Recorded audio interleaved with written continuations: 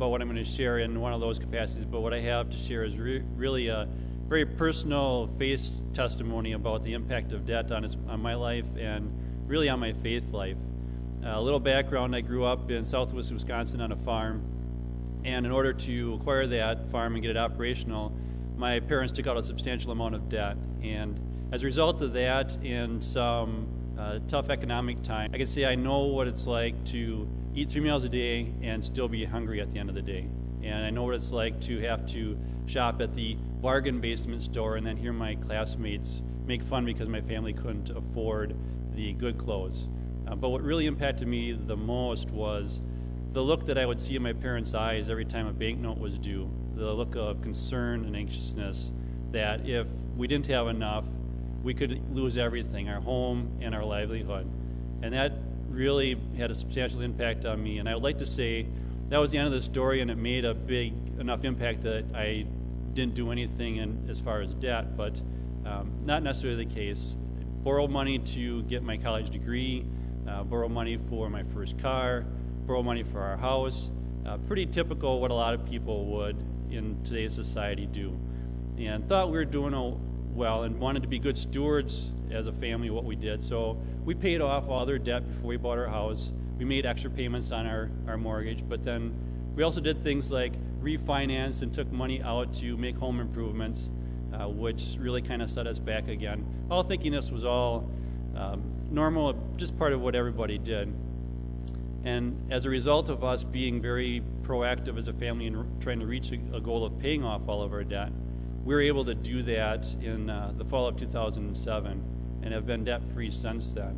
It'd be nice to say that as a result of that, there's no more challenges financially, which really isn't the case.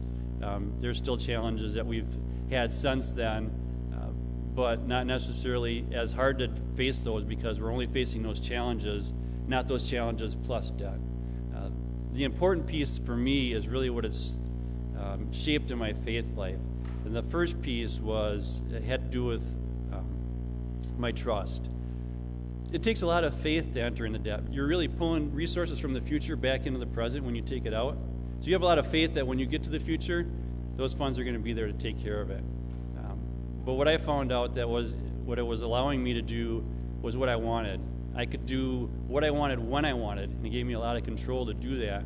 And I wasn't really putting my trust in God and truly listening to what His timing was for things in my life. And so it woke me up to being more open to God's timing for my life and putting more trust in Him. And the other piece that it opened up to me was I was getting to have divided loyalties at times. As a result, I developed a life mission statement based off of Matthew chapter 6, verse 24, which says, "No one can serve two masters. Either he will hate the one and love the other, or be devoted to the one and despise the other. You cannot serve both God and money."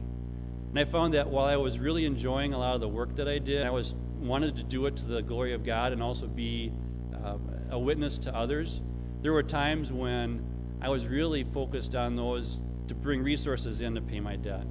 And I started to realize that I was trying to serve both God and also serve things of this world, and it was really challenging for me. And so it allowed me to really open my eyes to what God wanted for me in my life.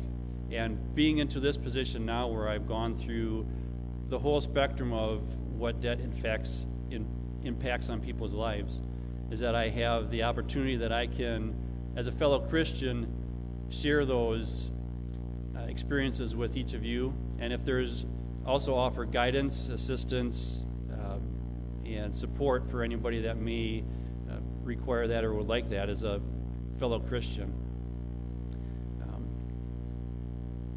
It's really a passion in my heart to continue to up to people because I still see in people's eyes today the same look that I saw in my parents' eyes, that look of anxiousness and despair. And if there's anything that I can personally do, that's part of what I think God has called me to do.